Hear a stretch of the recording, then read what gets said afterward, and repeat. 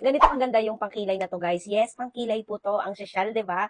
Ilang araw na to sa akin, guys. Hindi ko mabuksan-buksan. Yes, oo, kaya hindi ko may share sa inyo. Ito siya ngayon, guys. I-share ko lang sa inyo kasi pinahanap ko sa asawa ko kung saan ba pwedeng buksan to. Huy, grabe siya!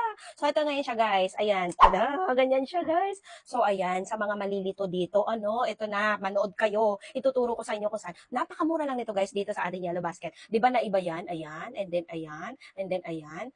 And eto guys, ayan pala siya. Ginaganon lang pala yung Hindi ko magawa ng video kasi nga, hindi ko ma-open. Ang ginagawa ko, pinipress ko yung pala, ini-slide lang siyang ganun. Ayan. Ayan, ini-slide lang siya. I-charge lang talaga to. Guys, matagal malaw ba to? So, ayan siya guys. Ito yung ginagamit ko para sa mga kilay ko kasi dalawang kilay natin. Ayan yung ginagamit pang ganun siya.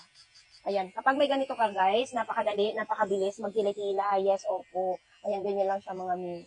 Ito talaga yung ginagamit ko mga mi. Kaya naman kahit pa paano may shape-shape yung aking kilay. Pagkatapos lalagyan ko na lang ng eyebrows. At pagkatapos naman kapag may buhok kayo dito, katulad ko may buhok-buhok, ako dyan ba, hindi ko alam kung bakit. And then kapag meron kayong mga bigote, kasi may mga babae naman na may bigote, ganun niyo lang, i-shape-shape niyo lang ito. Guys, madaling gamitin to. Yes, oo, patayin natin kasi napakaingay niya. Malakas din siya guys. Oo, grabe siya. So, ayan siya. Kapag may mga ganyan kayo, ganyan. Halata naman, di ba? Nakaka-shade ko lang talaga. So, ayan. Mapuputol talaga siya, guys, as in. Ayan siya.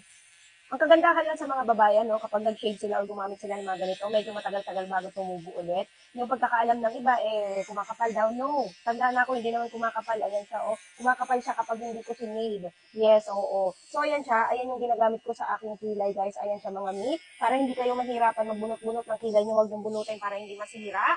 Hayaan yung makapal ang buhok ng kilay nyo, guys. Oo. Kasi pag tumanda kayo, ninipis yan.